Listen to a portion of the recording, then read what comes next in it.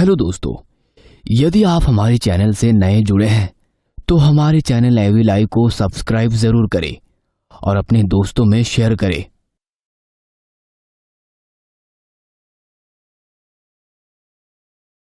Hello guys, आज मैं आपके लिए एक बहुत मस्त गेमिंग ऐप लेकर आया हूँ जिसका नाम है रमी सर्कल। ये एक सेफ गेमिंग ऐप है जिसमें आप रमी खेलकर पैसे जीत सकते हैं। रमी सर्कल पर 1 करोड़ से भी ज्यादा एक्टिव प्लेयर्स है जहां आप आराम से कैश गेम खेलकर पैसे जीत सकते हैं। रमी सर्कल पर एक इंस्टेंट विड्रॉल का फीचर है, मतलब आपके जीते हुए पैसे तुरंत और बड़ी आसानी से आपके बैंक अकाउंट में आ जाएंगे। रमी सर्कल पर रमी खेलना काफी आसान है और ये फोन में भी काफी स्मूथली चलता है। आप खुद इसे स्क्रीन पर देख सकते हैं। सो गाइस, आप भी डिस्क्रिप्शन में दी गई लिंक पर क्लिक करके अभी डाउनलोड करें और फर्स्ट डिपॉजिट करते ही 2000 तक का वेलकम बोनस पाइए। आप भी रमी खेलो और कैश जीतो। मित्रों, इस गेम में रुपयों का जोखिम है और इसकी लत भी लग सकती है, इसलिए अपनी जिम्मेदारी से। राशि कहाँ हो तुम? कौन राशि? मैं रितिका हूँ, तुम्हारी पत्नी। प्रतीक, क्या हो गया है तुम्हें? 2 दिन मैं तुमसे दूर क्या रही, तुमने अपनी क्या हालत कर ली है? रितिका, तुम आ गई, मगर राशि कहाँ है? कौन राशि? तुम्हारी कजिन नेहा की सिस्टर इन लॉ। पिछले 2 दिनों से हमारे घर पर रह रही है। तुम्हारे जाते ही वो यहाँ आई थी। मगर नेहा की तो कोई सिस्टर इन लॉ नहीं है। कौन था यहाँ पर? जब देखो तब किताबों में उलझे हुए रहते हो, बस तुम्हारी कहानी और तुम। अपने घर गृहस्थी से तुम्हें कोई मतलब नहीं है, तो तुमने शादी ही क्यों की है? कहते हुए वो उसके सारे कॉपी किताब अपने बेडरूम से बाहर फेंकने लगी। इनकी जगह स्टडी रूम में होती है, ना कि रूम में। मगर तुम इन्हें लेकर अपने कमरे में आ गए। मेरे लिए तो जैसे तुम्हारे पास समय ही नहीं है। अरे ये क्या कर रही हो? यही तो मेरी रोजी रोटी है। यदि उनका अपमान करोगी तो ये मुझे बर्दाश्त नहीं होगा। आखिर तुमसे शादी करके मुझे मिला ही क्या है? ये कॉपी किताब की दुनिया मेरी पूरी गृहस्थी खाए जा रही है। आज तुम सोच लो, तुम्हें मेरे साथ रहना है या इन कॉपी किताबों के साथ? प्रतीक ने रितिका को अपनी बाहों में भरते हुए उसका गुस्सा शांत कराने की कोशिश की और कहा, रितिका, मैं भी तुमसे बहुत प्यार करता हूँ। तुम्हारे बिना रहने की मैं भी नहीं सोच सकता। बस ये किताब पूरी कर लूं, उसके बाद मेरा पूरा समय तुम्हारा है। मुझे पूरा विश्वास है ये बुक बेस्ट सेलर होगा। उसके बाद हम दोनों एक लंबी छुट्टी पर साथ चलेंगे। जानती हो, इस बार अपने लीक से हटकर हॉरर लिख रहा हूँ। मेरे चाहने वालों को लगता है कि मैं सिर्फ प्रेम लिख सकता हूँ। यह उनके लिए सरप्राइज होगा। वैम्पायर एक खून की प्यासी आत्मा। टाइटल सुनकर ही कितना शानदार लगता है ना? मगर इस बार तुम्हें ऐसा नहीं लग रहा कि तुम इस खूनी दरिंदे वैम्पायर में इतने खो गए हो कि वास्तविक दुनिया से बिल्कुल अलग हो चुके हो? रितिका, जब राइटर किसी चीज को लिखता है तो उसे उसमें खोना पड़ता है। अभी तक मैं प्रेम कहानी लिखता था तो तुम्हें बहुत अच्छा लगता था, क्योंकि मैं तुम्हारे साथ प्रेम जीता था। मगर अब हॉरर लिख रहा हूँ तो तुम्हें तकलीफ हो रही है। किसी भी चीज को ऐसा लिखा जा सकता है कि पाठक उसमें खो जाए। इस बार ऐसी कहानी है कि पहले किसी ने भी नहीं पढ़ी होगी। कहते हुए प्रतीक वापस अपनी किताबों की दुनिया में खो गया। रितिका हताश होकर वहीं बैठ गई और बोली, कैसे तुम्हें इस दुनिया से बाहर निकालूं, कुछ समझ नहीं आ रहा। कई बार लगता है कि तुम्हारी कहानी के पात्र जिंदा हो जाते हैं। तुम्हारा प्रेम मुझे जीवित महसूस होता है। कहीं ऐसा ना हो कि तुम्हारी इस कहानी का कैरेक्टर भी कहीं जिंदा ना हो जाए। गुस्से में रितिका कमरे से बाहर निकलकर ड्राइंग रूम में गई, मगर प्रतीक उसे मनाने की बजाय कमरे में ही अपनी स्टोरी पूरी कर रहा था।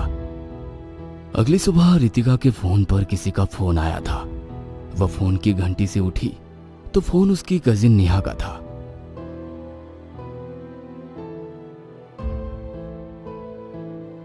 रितिका ने फोन उठाया और बात करने लगी। प्रतीक ने आंखें खोलकर देखा तो रितिका अपनी कजिन नेहा से बातें कर रही थी। फोन स्पीकर पर था। उससे बातें करते हुए उदास रितिका की आंखों में चमक आ गई। दोनों बचपन से एक साथ ही रहती थी। बहुत देर तक बचपन की बातें करने के बाद नेहा ने कहा, मेरी सिस्टर इन लॉ को एग्जाम देने शहर आना था। क्या तुम उसके रहने की व्यवस्था किसी होटल में कर सकती हो? इस बात पर रितिका नाराज होकर बोली, मेरा घर होते हुए वो होटल में क्यों रहेगी? हम दोनों भले ही कजन हैं, मगर सगी बहनों से ज्यादा एक दूसरे से प्यार करते हैं। उसको कहो वो मेरे घर आकर रह सकती है। बात करके रितिका ने फोन रख दिया। वह कमरे में गई तो प्रतीक अभी भी कहानी के ख्यालों में खोया हुआ था। उसे इस तरह देखकर वो नाराज हो गई, मगर दूसरे ही पल उसके होठों पर मुस्कान आ गई। प्रतीक, एक किताब के लिए कितनी मेहनत करते हो तुम। रितिका की आवाज सुनकर वो अपने ख्यालों से बाहर आया। बहुत दिनों के बाद रितिका के चेहरे पर मुस्कुराहट देखकर प्रतीक को भी खुशी हो रही थी। वो उसके चेहरे की मुस्कुराहट ही देखे जा रहा था। वो उसकी ओर देखकर ऐसे मुस्कुराया मानो बहुत दिनों के बाद उससे मिल रहा हो। उसने उठकर उसे गले लगा लिया। रितिका प्रतीक के इस अचानक बदलाव से बहुत खुश थी। वो भी उसे बदले में एक किस देते हुए बोली, क्या बात है, बहुत दिनों के बाद आज तुम बहुत खुश लग रहे हो। मेरी कहानी लगभग पूरी हो चुकी है, बस इसका अंत बाकी है। समझ नहीं आ रहा इसका अंत कैसे होगा, तुम मेरी कुछ मदद करो ना। कहते हुए वो उसे चेयर पर बैठा देता है और अपनी कहानी सुनाने के लिए किताब खोलता है। तो वो गुस्से में बोली, अभी भी आपको इस किताब के बारे में ही बात करनी है? मुझे कोई बात नहीं करनी है। कहकर गुस्से में उठ गई। कुछ देर के बाद एक बैग लेकर उसके सामने आई। उसे इस तरह तैयार देख वो बोला, ये बैग लेकर कहाँ जा रही हो? तुम अपनी किताबों की दुनिया में इस तरह खोए हुए हो, तुम्हें अपने आसपास का भी होश नहीं है। अभी कुछ देर पहले नेहा का फोन आया था, नानी की तबीयत ठीक नहीं है, मैं उनसे मिलने जा रही हूँ। क्या? मगर नानी के बारे में तो नेहा ने कुछ नहीं कहा। रितिका आश्चर्य से उसकी ओर देखने लगी और मन ही मन बोली, अभी सुबह ही तो इसके सामने बात हुई थी, क्या उसने कुछ नहीं सुना? कितना बेखबर हो गया है प्रतीक। उसने गहरी सांस ली और कहा, मैं जा रही हूँ, कल सुबह वापस आऊंगी। ऐसा कहकर रितिका चली जाती है। रितिका के जाने के बाद प्रतीक सोचने लगा, ऐसा पहली बार हुआ है कि रितिका ने मुझे अपने जाने के बारे में नहीं बताया। खैर कोई बात नहीं, अब ये नहीं रहेगी तो मैं आसानी से अपने नॉवेल को पूरा कर सकता हूँ, कोई रोकने टोकने वाला नहीं रहेगा।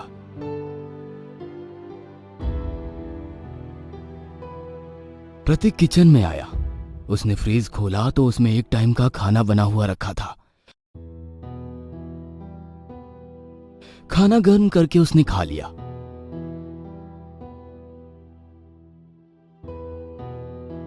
और अपने मोबाइल पर काम करने लगा, मगर कल सारी रात जागने के कारण उसे नींद आ गई। कुछ ही पल में वो सो गया। शाम को जब उसकी नींद खुली तो उसे अजीब सी बेचैनी हो रही थी।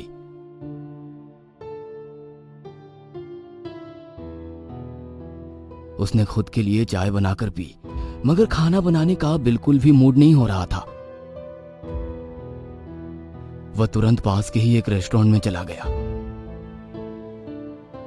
वहां से वो खाना खाकर लौटा तो उसके घर के बाहर कोई बैठा था। उस आकृति को देखकर लगा शायद रितिका लौट आई है। वो खुश होकर वहां पहुंचा तो कोई और लड़की बैठी हुई थी। कौन है आप? किससे मिलना है आपको? हेलो, आप प्रतीक है ना, रितिका जी के हस्बैंड? हाँ, मगर आप कौन है? मैंने आपको पहचाना नहीं। मैं राशि, रितिका जी की कजन नेहा की सिस्टर इन लॉ राशि। एग्जाम देने के लिए यहाँ आई हूँ। हाँ, सुबह उसका फोन आया था, मगर रितिका तो यहाँ नहीं है। अचानक उसे अपनी नानी के यहाँ जाना पड़ा। यदि आप चाहे तो यहाँ रह सकती है, मुझे कोई परेशानी नहीं है। यदि आपको कोई परेशानी नहीं है तो मुझे भी कोई परेशानी नहीं है। आज की रात में रुक जाती हूँ, सुबह अपने लिए कोई जगह ढूंढ लूंगी। अरे उसकी कोई आवश्यकता नहीं है, आप इस घर में रह सकती है। वैसे भी मेरा पूरा समय तो किताबों के साथ ही निकल जाता है। किताबों के साथ निकल जाता है मतलब? आप कॉलेज में प्रोफेसर हैं क्या? कॉलेज में प्रोफेसर नहीं, एक प्रोफेशनल राइटर हूँ। शायद आपने मेरा नाम सुना होगा, प्रतीक एक प्रेम दीवाना। ओह माय गॉड, आप मिस्टर प्रतीक, द प्रतीक प्रेम दीवाना है? मैंने आपकी सारी नॉवेल पढ़ी है, आप बहुत अच्छा लिखते हैं। शुक्रिया, जानकर अच्छा लगा कि आप हमारी किताबों में दिलचस्पी लेती हैं। आपकी किताब इतनी इंटरेस्टिंग होती है, ऐसा लगता है कि काश वैसा प्यार हर एक लड़की के नसीब में हो। वैसे इस समय आप कौन सी लव स्टोरी लिख रहे हैं? वो तो मेरे रीडर्स के लिए सरप्राइज है, मगर आपसे खास रिश्ता है इसलिए आपको बता देता हूँ। इस बार मेरा नोवेल हॉरर है। एक वैम्पायर की कहानी है जो खून की तलाश में भटकता है। Sounds interesting. श्रृंगार रस के राइटर की कलम से भय रस को पढ़ना। बट आप राइटर से एक शिकायत है। कैसी शिकायत? इस पुरुषवादी समाज में आप भूत प्रेत में भी पुरुषवादिता दिखा देते हैं। जब एक ताकतवर वैम्पायर की बात होती है तो आप लोगों के दिमाग में एक पुरुष की छवि उभरती है और जब कमजोर आत्मा की बात होती है तो आप लोग महिलाओं की आत्मा को चुनते हैं, मगर ये तो गलत है। आप गलत सोच रही हैं राशि जी। वैम्पायर मतलब एक विभत्स चेहरा जो सिर्फ पुरुषों का ही हो सकता है। महिलाएं तो सहज और सौम्य ही अच्छी लगती हैं। बातों में तो आप राइटर से हम नहीं जीत पाएंगे। कहकर वो जोरों से हंसने लगी। प्रतीक मंत्र मुग्ध सा उसकी हंसी में खो गया था। जाने क्या आकर्षण था उसकी हंसी में। इस तरह क्या देख रहे हैं? कुछ तो आकर्षण है तुम्हारी बातों में। तुम्हारी हंसी एकदम निश्चल बच्चों की तरह है। ऐसा लग रहा है तुम्हारे रूप में मेरी कल्पना साकार होकर मेरे सामने बैठी है। कहीं ऐसा तो नहीं कि मैं तुम्हारी कोई कल्पना हूँ? मुझे पता है तुम मेरी कल्पना नहीं हकीकत हो। काश तुम्हें भी शब्दों में पिरो पाता। मगर मुझे तो तुम्हारी कल्पना ने जन्म दिया है। तुम्हें मिलने के लिए ही आई हूँ। विश्वास नहीं होता तो सोचो अपनी कहानी का अंत। क्या सोचा है तुमने? राइटर से उसकी कहानी का अंत जानने का अच्छा तरीका है, मगर मैं तुम्हें बताने वाला नहीं हूँ। देर हो गई है, तुम जाकर सो जाओ, कल तुम्हारा पेपर है। प्रतीक और नेहा अंदर चले जाते हैं। नेहा फ्रेश होकर चेंज करके प्रतीक के पास आती है। प्रतीक अपनी किताब लिए कुर्सी पर बैठा था। तभी खिड़की से एक हवा का झोंका आता है और टेबल पर रखे प्रतीक के कुछ पन्ने उड़कर जमीन पर गिर जाते हैं। प्रतीक और नेहा उन्हें उठाने लगते हैं। तभी गलती से दोनों एक दूसरे का हाथ पकड़ लेते हैं। अब वो एक दूसरे के इतने नजदीक थे कि एक दूसरे की सांसें भी दोनों को साफ साफ महसूस हो रही थी। नेहा की आंखें मानो प्रतीक को सम्मोहित कर रही थी। प्रतीक अब पूरी तरह नेहा के काबू में था। प्रतीक ने नेहा को अपनी बाहों में उठाया और बिस्तर पर रखा। खुद भी बिस्तर पर जाकर नेहा को अपनी बाहों में भर लिया। नेहा ने अपना हाथ आगे करते हुए लाइट बंद की और अंधेरे में दोनों डरावनी आंखें चमकी।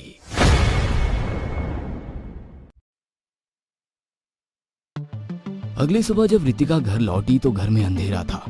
उसे वहां कुछ अच्छा नहीं लगा। उसका जी घबराने लगा और वो भागते हुए प्रतीक के पास पहुंची।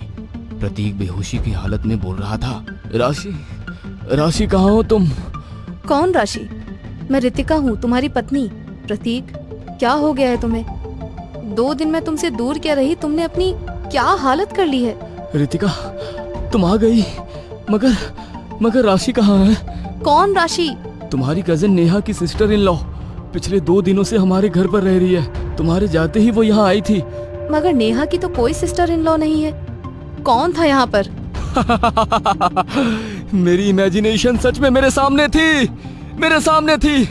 ये तुम क्या कह रहे हो? वैम्पायर एक लड़की का रूप लेकर लेखक के पास आता है और लेखक उसे अपना रिलेटिव समझकर घर में रहने के लिए पनाह देता है। मगर प्रणय के बाद सुबह लेखक की मौत हो जाती है। मेरी इमेजिनेशन सच में मेरे सामने थी, मेरे सामने थी। कहते हुए उसने अपने प्राण त्याग दिए। रितिका ने देखा तो उसके गले पर 2 दांतों के निशान थे और उसका पूरा शरीर नीला पड़ गया था, जैसे उसके शरीर में से किसी ने खून चूस लिया हो।